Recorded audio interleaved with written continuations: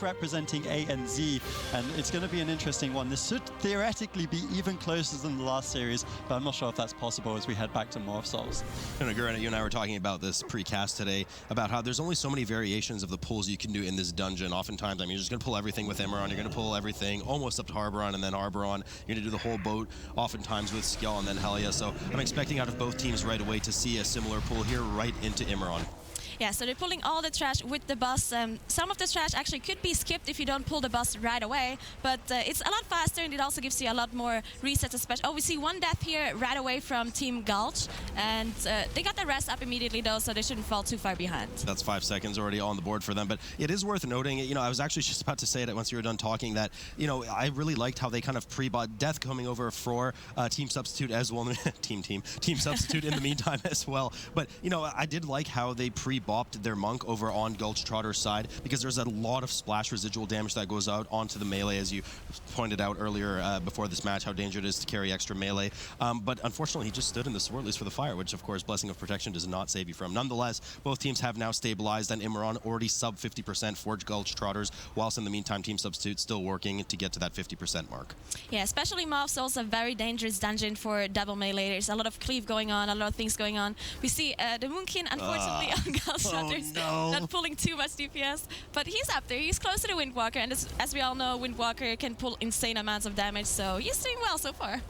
You know, and we saw in the last map too, I mean, that AoE saw as the solar beam that comes down from the boom can really be useful in some of the later maps, and even in the trash after Harboron with a lot of the interrupts that need to be done, so I'm sure there'll be a nice advantage for them there. Gulch Trotter is absolutely destroying Imran on damage right now. I mean, Team Substitute is just really falling behind on that single target. Yeah, it's also interesting to note that none of the teams so far had a rogue. Rogues are very, very good at pulling that single target damage, while the other two classes come and do the whole AoE damage. So the single target damage is a little bit lower without the rogue, but Gulch Trotters are advancing already to the boat, and Team Substitute, Team Substitute, Team is on their way too. Gulch Trotter, of course, below the Horn of Gondor. In the meantime, we do see the Blood DK here using that Sky Step, rounding up this dangerous pull that we always, you know, try to point out. There is a lot of splash damage, including quaking, going on in a very confined space. They actually pull the dogs on top of it too, so this is a really big pull going on right now. Tons of area denial coming up, of course, from a lot of those Swift Blades as well. We have the Defiant Strikes going out. We have a lot of the Mutt going out. We have the barrels going out. We have, I mean, we have the quaking going out too, so these players are really restricted in terms of their space, and one slip up is going to cause a wipe here. Yeah, we can see insane damage coming out of the Monk here from Team Gulch Trotters. Sometimes teams do different pulls in the boat here. In total, in the whole dungeon in Maw of Souls, we saw some teams only doing 3 or 4 big pulls. We see the Monk actually dropping really, really low on this pull here. Gulch Trotters stabilizing now, and they're slowly kiting around the area. Now, if one of them does happen to fall here, they can release right here at the cages. There's a checkpoint right there, but, you know, best off not to be in that scenario. The Mariner, as we can see in the background there, is starting to now patrol away from this area. We'll likely see both of these teams doing that typical pull where they grab the Giant plus the Mariner, pull it off to the side so the rest of the group can safely go up to the top, because the Mariner is an absolute nightmare to deal with in the meantime. Here we do indeed see that Sky Step come out of the Blood DK as they safely move it over to the side so that the remaining 4 members can appreciate the sacrifice, of course, and run upstairs and pop a res on that DK. Yeah, neither team has a hunter to do the skip or a rogue to do the skip, so they actually have to sacrifice their tank, which does cost a little bit of time, because obviously you need to wait for this mass rest to come through. Also, you need to see they need to wait for the quaking that interrupts the mass rest, so they're a little bit slower here. Oh, we do have a few deaths come over from Team Substitute in the meantime. I think they've managed to actually did a different skip. The skip, yeah, it was a bit sloppier though. I mean, they certainly didn't need to lose 2 members from that. Nonetheless, they do get the reses going now, and we'll pull the same 2 champion pack. In the meantime, Gulch Trotters now pulling up all the way to Harboron's room. In just a moment, they'll be pulling Harboron. But, you know, this is kind of dangerous. We have seen this fail in the China week, because now they have to keep an eye on both of the champions for interrupts. They have to keep an eye on the servitor that Harboron spawns for that interrupt as well. And any slip up there is going to cause a wipe in this scenario. Yeah, it's also a lot of damage on the tank. And as you said, a lot of interrupts, especially for Team Substitute, as they have 2 ranged DPS. And as we all know, ranged DPS have a longer cooldown on their interrupts as melee do. So they might have 1 cast going through, and that means pretty much wipe. Pretty much a wipe. First servitor indeed spawns over for Team Substitute right now. Substitute name has been changed to Substitute at the bottom to avoid any confusion when we're talking about the teams, of course, for those at home.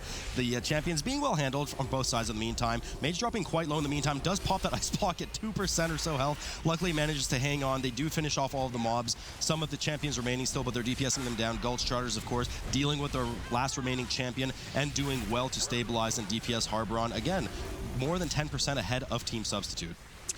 We can see here the Team Gulch Trotters, the Moonkin is actually doing a lot of damage. Who would have thought? I don't know. Go tell someone else. I don't care. No, I'm just kidding.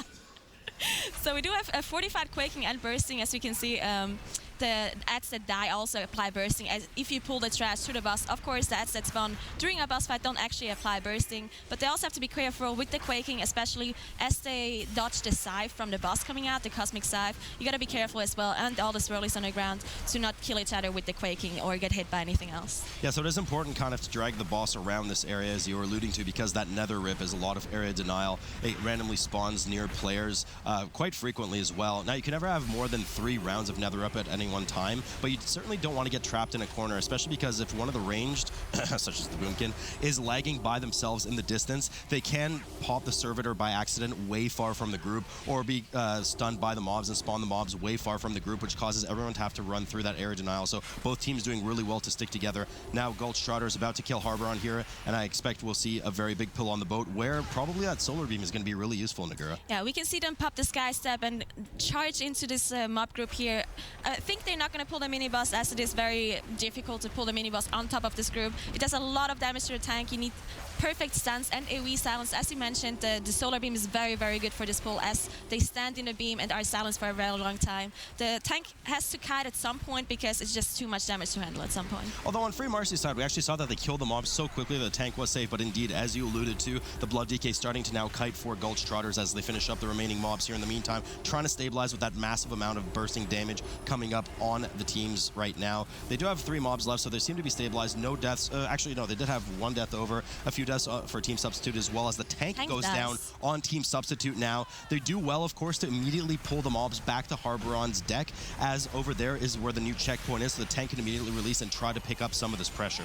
Thankfully, they do have a Warlock with the slow ring, so when the tank dies, they actually have an easy time kiting. You see the healer die as well. Also, not only is it a big pull and it's very difficult to deal with all the interrupts and the CC going on and the big tank damage, but they also it is bursting, right? So as the mobs die, it's also a lot of AoE damage on the group going on, so it's hard to deal with. Right, you are. Team Substitute now stabilizing. Gulch Trotters having already pulled Skjall and all of his skeletons over there on the side. Now, this is the last mob worth 8% worth of trash that they need to kill. Once they do this, the fog wall will dissipate and they will have access to Helya, the last boss. Gulch Trotters looking in quite a solid position right now. Another 3 deaths taxed up for Team Substitute, slowly capsizing on that side. In the meantime, Skjall looking nice and stable, making sure they're getting their interrupts on him and getting ready for Helya soon.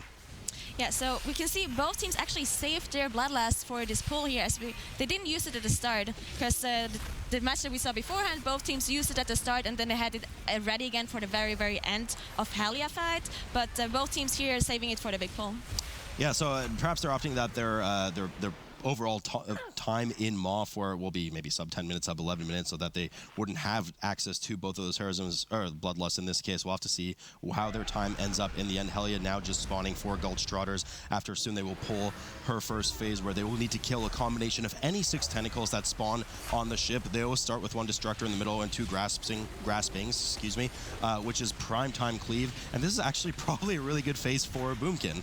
Yeah, Moonkin very, very good here at this phase. It also depends a little bit on the RNG that happens here with the Distractor Tentacle, as the 2nd and the 3rd can be random spawn. If it spawns in the front where the very first one is, then it's very, very good for a lot of classes, as they can cleave on like 2 or even 3 tentacles at the same time. But we see they're actually doing really well so far, and they did get the Distractor in the back, unfortunately. They do head over and DPS it, but you know, the Boomkin having a field day right now, able to kind of multi-dot everything and keep an eye, doing well to move left and right on the ship accordingly, making sure that they don't get hit by Helya's evil spray of doom. In the meantime, also Dispel's going down properly, avoiding all the swirlies. Now, once they do complete the 6 tentacles, which they will shortly here in just a moment, I believe these are the last 2 graspings that they need, they will enter the 2nd phase. We'll have a quick role-playing or RP session where Helya will kind of shatter the front of the ship and will have access to the 2nd phase for 1 minute at a time, and then Helya will submerge for 20 seconds after that minute. Teams usually in this phase will look to pump out as much DPS as possible to try and kill her before she submerges, is to not waste that 20 seconds. But Nagura, that's going to be really hard to do without Bloodlust on either side. Yeah, definitely going to be very hard to do, and their single target damage might not be that great, as I believe at least the Moon can use his cooldowns in the very first phase, so the damage in the second phase is going to be a lot lower. What tells you that? is it that they're double the damage of the Windwalker at the moment? We also have 2 Holy Paladins. What a surprise, also 2 Blood Decays. We haven't seen that one before. But they can do quite a bit of damage in the last phase if they have their wings ready. As we can see the Paladin here with his wings just hitting the boss. Yeah, Blood Decay is likely running, of course, the shoulders and bracers combo for some of that max single target damage, or likely they could be running Cephas as well and try to get in on that interrupt rotation for Helia. That does require a 2-man interrupt rotation if we're including melee and tanks, as they have that lower 15-second CD on their interrupt. Doing well to interrupt here, and of course they have to avoid the 1/3 of the ship that she covers with her breath during this first phase. Otherwise, it's just a race to see which player can get Helia down to around 70.5%. That's when she will actually end the fight. Yeah, so we see Team Substitute is actually quite a bit behind now. Not only are they behind in the boss fight, they also have 8 deaths, so 30 seconds behind in total. It's probably needs to be a wipe at the Gulch Trotters to lose this game at this point. Yeah, I mean, there's also that 6-death differential indeed. Yes, Team Substitute right now looking like just like the ship as a nervous wreck indeed. Helia doing her breath along the middle of the ship there. I don't think, as we alluded to earlier, that they're going to get that one phase. She does look like she'll be going down. Indeed, she does. She submerges there. The players will just kind of have to avoid the tentacles and swirlies for the next 20 seconds. Once she re-emerges, they will have access to her and be able to kill her again for another minute. Yeah, so if Substitute manages to one-phase Helia, which I don't think they will, but you never know, they might be able to catch up, but it's going to be very, very close. That death differential is just kind of 30 seconds is a huge amount of time. That's beyond the amount of time that she submerges. So I think Gulch Trotters are going to have this one tied in the bag, and Endear Boomkin's Beam can handle really well. I mean, there are a lot of dangerous casters in this early pack, but the most dangerous of all of this trash coming up is actually Glavion, of course, the mini boss style mob coming up, which they do pull right away into the corner. You have to watch out really carefully for that, especially in a fortified setting. She does a ton of damage to the tank. Yeah, we actually see both teams doing pretty similar pulls here.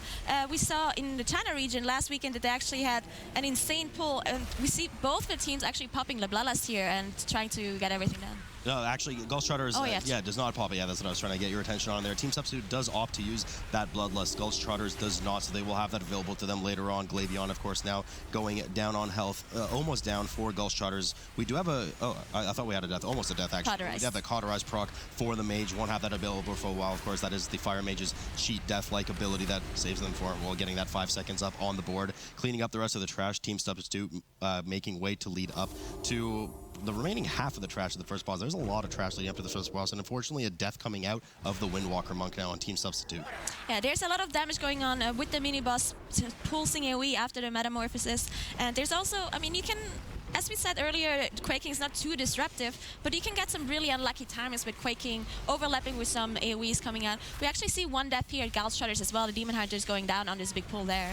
So the Gulch Trotters actually opt to use their battle res there for this big pull. I think wise to do so as well, because they just gotten everything into place as the Demon Hunter dies. Unfortunately, the Monk goes down as well. Will need to release, don't have that battle res available to them. Team Substitute now doing a slightly slower pull. They're actually looking, they actually skipped the 5-pack on the side there. They're dealing with the smallies, and it will eventually do a similarly large pull to the Gulch Trotters right now, who are just opting to chew through. Unfortunately, they don't get the interrupt cast on the Fel Rage, which does a ton of damage to the group and will likely end up in a white unless this tank can stay alive, but tons of deaths coming in for Gulch Trotters. Yeah, so they actually pulled this pack that we saw. A lot of teams last weekend, they actually decided to skip this pack, as it is a very, very difficult pack, and it is fortified coming in, so a lot of casts going out, a lot of interrupts that need to be done. If you don't interrupt something, then as you wipe, as we can see here. Where was the Moonkin on that one?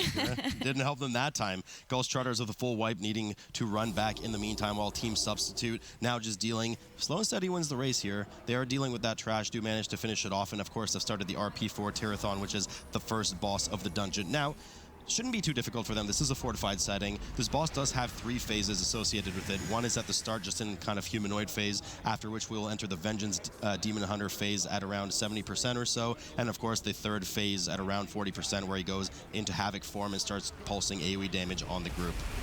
Yeah, so they also do in another phase where at spawn, we can see they have a Warlock. Sometimes the Warlock runs Sephuz Secret and banishes one of the ads to get the Sephuz proccing, and then he can proc it throughout the fight. We see usually that the ads need to be interrupted. As you said, it's fortified, so usually the ads are not a super big deal, but you should still interrupt them so you don't get big damage coming in on top of quaking and the AoE that happens at the very end of the boss fight. Gulch Trotters now dealing with a similar pull, of course, on the right side of the screen. We do have that Purg proc on the Blood DK already. We'll have to keep an eye on them. Tirathon now down to 67% on Team Substitute side. As that chain is thrown out with the Warglaives now, this chain is particularly irritating for a lot of players, especially casters and healers, as they will need to well pre-position ahead of the chain to not have to move too much on this boss, while in the meantime, the tank and the melee will kind of play ring around the rosy, around that fountain area.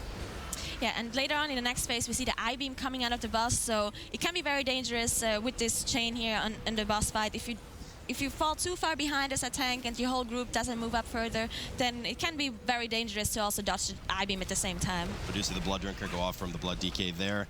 Pretty standard pick for most Blood DKs, increasing that single target damage. Tirathon now moving around the outside of that basin in the middle. Ads spawning in, do well to grab aggro from the tank, interrupt the Fell Furies before they reach too many stacks and explode on the group, of course. While in the meantime, Gulch Trotters now move around and are ready to pull the first boss as well, but they're substantially behind at the moment. I mean, 6 death differential, and they've just now pulled the first boss. I mean, this is a huge gap to overcome, Nagura. Yeah, I mean, they do have their Bloodlust now ready for this boss, but they used it just now. It was a long time already spent in the dungeon without actually using the Bloodlust, and they don't get their sated debuff going on, so they're actually far behind in the Bloodlust timer as well, and they're also behind in enemy forces. They're 4% behind, so it's going to be hard for them to catch up, and it was their map pick as well. Yeah, so far Team Substitute really looking like they're dominating that pick well, that they chose. They do finish the boss off and move over, so yeah. Yeah, I got you. It's not their map. Yeah. So Team Substitute now moving over. So we do have kind of a two-pronged attack here, where you will have oftentimes one DPS, as we see that Bop with the Paladin running over to one side to rack up the Imps, as the rest of the group moves over to the left, combining them in front of the Imp Mother here and DPSing them all down as they do give percent, and now chewing through the rest of the health of this Imp Mother in order to unlock access to the elevator, which leads, of course, to everybody's favorite boss downstairs, Inquisitor Tormentrum. Yeah, slowly but surely, Gulch Trotters is getting lower and lower in the bus, so they're catching up a little bit, but yeah, it's going to be difficult for them to get to the time that Team Substitute is on right now. Tirathon now at 20% for Gulch Trotters as they dodge that I-beam, and of course the chain menacingly comes around the side for them. But I mean, Team Substitute is taking quite their time on this Imp Mother right now. Should be dead by now, fortified or not, but taking a fair bit. They do well to kind of grip every Imp that keeps spawning in to make sure that they rack up all the small percentage that they can prior to moving downstairs, which will allow them to avoid maybe 1 or 2 of the hounds that exist down there for the extra percent that they would need. Yeah, we will probably see the hounds getting pulled to the bus, as we saw most teams in the Jana region last weekend do as well. Gives you extra percentage, and to be fair, the dogs give quite a lot of percentage, considering that they don't really do much as long as they're not Scorchers. Of course, it's Defilers and Scorchers, 2 different kind of dogs. The Scorchers actually explode when they die, and it does quite a bit of damage on 45, so you gotta be careful. But the Defilers don't really do much as long as you just interrupt their drain, which stuns you. Yeah, you just have to make sure to interrupt indeed as they erupt to pull. Now, there are 2 kind of strats to this boss. One of them is to opt to fight the boss at the jails that he summons, which happens at 70 and 40%. He will summon one of the random 4 jails in the corners. The other is actually to LOS or line of sight the boss upstairs, as to allow the mobs that he spawns to not be able to cast on you and then run over, and you will then need to kill them and pile them up. But of course, that is not very good for DPS because there's a lot of downtime waiting for the boss and all the S to come in. And Nagura, as you said, of course, they do pull 2 Defilers along with Inquisitor Tormentrum here.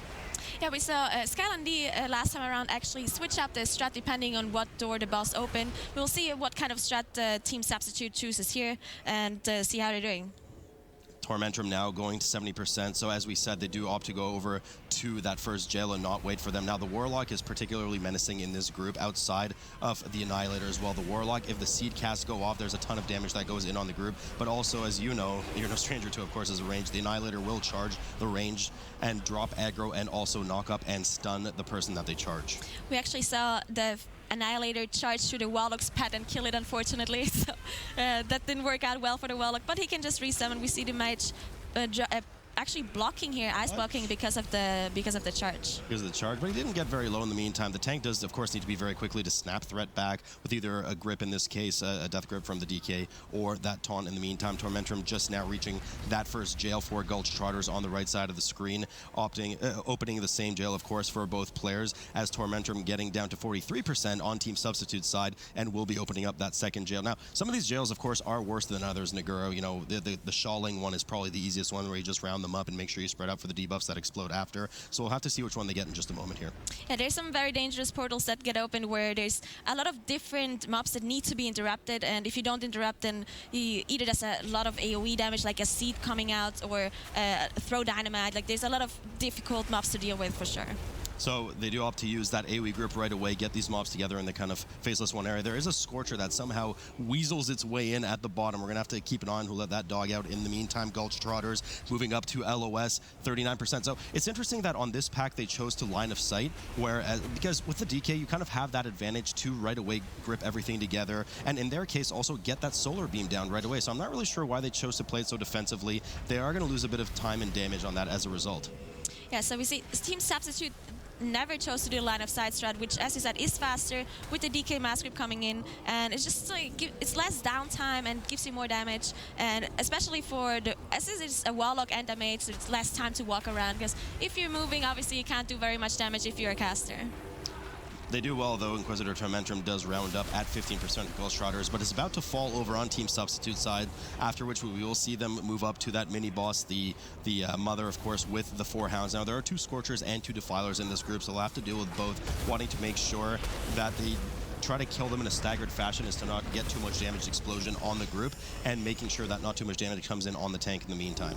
Yeah, we said do have a Warlock here, so in case the passive cleave goes out of hand and the Scorchers are about to die at the same time, then the Warlock can last minute just banish one of the Scorchers so the explosion doesn't come out at the same time. The mini-boss also has an AoE silence where the range needs to stop casting for a second, else they get interrupted, just like pretty much just like quaking. So it's double quaking on this mob, unfortunately, for them. Both teams, as you can see, in the 85, 86 mid-range around for that trash completed percentage. They will bump up to the low mid-90s after finishing with this pack here. And we'll expect, of course, then to see a lot of skipping after these next 2 bosses. We do have 2 bosses coming back-to-back for both of these groups in just a moment. And whether or not they go to, of course, Glazer or Ash Golem first, oftentimes depends on how the CDs for the groups line up. Sometimes Bloodlust is something to take into consideration for these teams, depending on how long it takes. Wouldn't be surprised, for instance, if Team Substitute actually goes off to Glazer first in order to allow that Bloodlust timer to come off, and then goes over to Ash Golem. Yeah, for sure. So we see Gulch Trotters actually caught up quite a bit. I feel like they're pretty even now. They actually killed the mini-boss before they killed the other ones. Of course, the death difference is still quite huge, as it's 7 death versus 1 death, so it's a 30 seconds difference. So we're actually seeing both teams, if my prediction is incorrect, we're seeing both teams run over to Ash Golem. In the meantime, our resident Molten Giant that has been frozen in ice here in the Warden's jail. Notable on this fight, of course, is the most notable mechanic, rather, is, of course, the brittle phase in the meantime, where they will have to freeze the giant with the statues and get a 20-second DPS uptime for 20% increased damage taken on the giant. So we actually see them pop Bloodlust here on this boss, as the Bloodlust timing was a little bit wrong, as it was the Mage that had the debuff, but the rest of the group didn't, as the Mage is a legendary that makes him be able to use Bloodlust more often, so we had a small display error there. They used their Bloodlust for Ash Golem here. The other team, Gulch Trotters, does not have their Bloodlust ready, so they're probably going to use it for Glazer afterwards. Right, you are. Indeed. So we do have the shattering of the ice on both teams in just a moment. They will likely have to play a double brittle phase. Maybe. It depends how much single target they can pump up during that brittle phase, but once he restarts his phase 1 here and fires things up again, he will spawn some mobs around the area. If any of those mobs, the small fire elementals, come in contact with some of the fire on the ground, it will cause them to explode for a substantial amount of damage on the group. Now, of course, players can also run in and absorb these zones by themselves by pre-AMSing, pre-immuning, or just absorbing the damage themselves to make sure that they intercept them and the ads don't absorb them. Unfortunately, one of the embers falls right on top of one of those zones, though. Yeah, so the detonate, as we just saw go off on Gulch Trotters, does not do too much damage on level 22 when it is 45. So some teams choose to just not absorb the zones on the floor. It obviously costs a little bit of damage if someone has to walk around and absorb everything, even for the healer, as he could be DPSing otherwise. Gulch Trotters now entering their second brittle phase, cold as ice and willing to sacrifice. Ash Golem going down in a moment. They will be heading up the stairs very promptly after this to head over to Glazer, the eyeball boss.